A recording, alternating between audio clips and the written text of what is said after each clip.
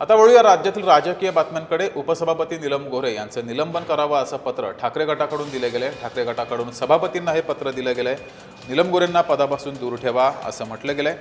ठाकरे गट मंगळवारी या संदर्भात प्रस्ताव मांडणार आहे। उपसभापती अधिकाराचा गैरवापर करतायत असं ठाकरे गटाचं म्हणणं आहे। जय महाराष्ट्रला ही सर्व सूत्रांनी माहिती दिली आहे। साताऱ्याचे SP तुषार दोशी यांच्या निलंबनाचा निर्णय गोरे यांनी दिला होता। उपसभापतींना अधिकार नसताना त्यांनी कसा निर्णय घेतला असं ठाकरे गटाचं म्हणणं आहे। अधिक माहिती घेऊया, आपले प्रतिनिधी ज्योत्स्ना गंगणे आपल्यासोबत जोडलेले आहेत। ज्योत्स्ना, ठाकरे गट उपसभापती नीलम गोऱ्हे यांच्या विरोधामध्ये आक्रमक झालेला आहे। कारण आहे साताऱ्यातील पोलिसांचं केलेलं निलंबन। अधिक माहिती या संदर्भात।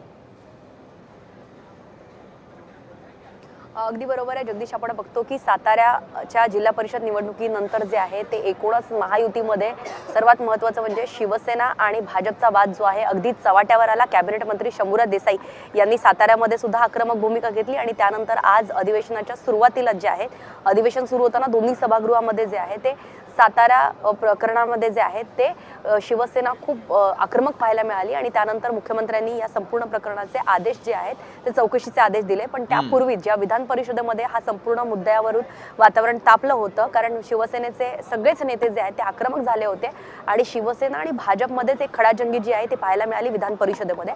आणि तेव्हाच उपसभापती असलेल्या विधान परिषदेच्या उपसभापती असलेल्या नीलम गोऱ्हे जे आहेत त्यांनी साताऱ्याचे SP तुषार दोशी यांचे निलंबनाचे जे आहेत ते आदेश दिले। मात्र नीलम गोऱ्हे ह्या उपसभापती आहेत आणि अशा प्रकारचे आदेश देण्याचा अधिकार एखाद्या उपसभापतीला असतो का, अशी विचारणा जी आहे ती आता भाजपकडनं केली जाते। आणि त्यामुळे ठाकरे गट सुद्धा एका बाजूला जे आहे ते आक्रमक झाला की उपसभापतींना असे अधिकार असतात का, आणि दुसरीकडे जे राम शिंदे जे सभापती आहेत त्यांनी सुद्धा नीलम गोऱ्हे यांचा जो निर्णय आहे म्हणजे SPंना निलंबित करण्याचा तो राखून ठेवलेला आहे। आज संध्याकाळी वर्षा बंगल्यावरती जे आहे ते मुख्यमंत्री देवेंद्र फडणवीस यांच्या नेतृत्वामध्ये भाजपची एक बैठक होणार आहे आणि त्यानंतर नीलम गोऱ्हे यांच्या या SPच्या निलंबनाच्या कारवाईवरती आणि एकूणच त्यांच्या निर्णयावरती जे आहे ते एक फायनल डिसिजन, एक अंतिम निर्णय जो आहे तो घेतला जाणार आहे। तो निर्णय जो तो उद्या घेतला जाईल। मात्र ठाकरे गट सुद्धा नीलम गोऱ्हे यांच्या विरोधात जे आहे ते एक पत्र त्यांनी सभापतींना दिलं असल्याचं माहिती मिळते। ठीक आहे, या निर्णयावर तुम्ही लक्ष ठेवून राहा। तुर्तास धन्यवाद दिलेल्या माहितीबद्दल।